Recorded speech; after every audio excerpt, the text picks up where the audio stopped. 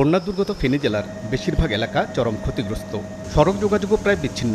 লাখ লাখ বিপন্ন জীবন চেয়ে আছে কেউ ত্রাণ নিয়ে বাড়াবে সহায়তার হাত। এমন বিপন্ন জীবনের দিকে সহায়তার হাত বাড়ালো এমজিআই। দেশের শীর্ষ শিল্প গ্রুপটির অঙ্গ প্রতিষ্ঠান মেঘনা এভিয়েশনের হেলিকপ্টারে করে খাবার সহ ত্রাণ সামগ্রী নিয়ে পৌঁছে দিয়েছে ফুলগাজী, ছাগলনাইয়া এবং পরশুরাম থানার কয়েকটি স্থানে। ত্রাণ পেয়ে খুশি দুর্গতরা। মানুষে যা যা হোসাল আর মুখ চাইছে দের বাবু, গরিব মানুষ আর মুখ চাই কোন উপজেলাত খালি একবারে 4টা খিচুড়ি দিছে আর দেন এখানে যতক্ষণ আছে এতক্ষণ পেট ভরা খানা খাইছি। এলাকার স্বেচ্ছাসেবকরা জানান, একে তো বিদ্যুৎ নেই, মোবাইল নেটওয়ার্কও মিলেছে মাত্র 2-1টি জায়গায়। তাই যোগাযোগ বিচ্ছিন্নতার এই কঠিন সময়ে আকাশপথে ত্রাণ পৌঁছে দিয়ে জীবন বাঁচালো মেঘনা এভিয়েশন। মেঘনা গ্রুপে একটা হেলিকপ্টার দিয়ে আমাদের কিছু ত্রাণ দিয়ে গেছে, ওগুলো আমরা রিসিভ করে যারা বন্যা প্রভাবিত আছে তাদের মধ্যে বিতরণ করতেছি। আমরা পাইছি, সবকিছু পাইছি।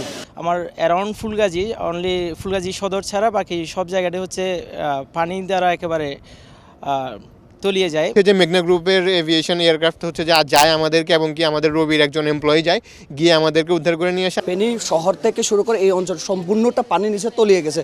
যোগাযোগ ব্যবস্থার ভালো নাই বিধায় অন্যান্য ঢাকা থেকে চট্টগ্রাম থেকে যে সকল ত্রাণের গাড়িগুলো আসছে এগুলো এদিকে পৌঁছাতে পারতেছে না। মেঘনা এভিয়েশনের কর্মকর্তারা জানান, এমজিআই চেয়ারম্যানের নির্দেশনায় যোগাযোগ বিচ্ছিন্ন এলাকায় ত্রাণ দেওয়া হচ্ছে নিজস্ব হেলিকপ্টারে করে। রিমোট এরিয়াগুলোতে যথাসম্ভব ত্রাণ সামগ্রী বিতরণ করে আসছি।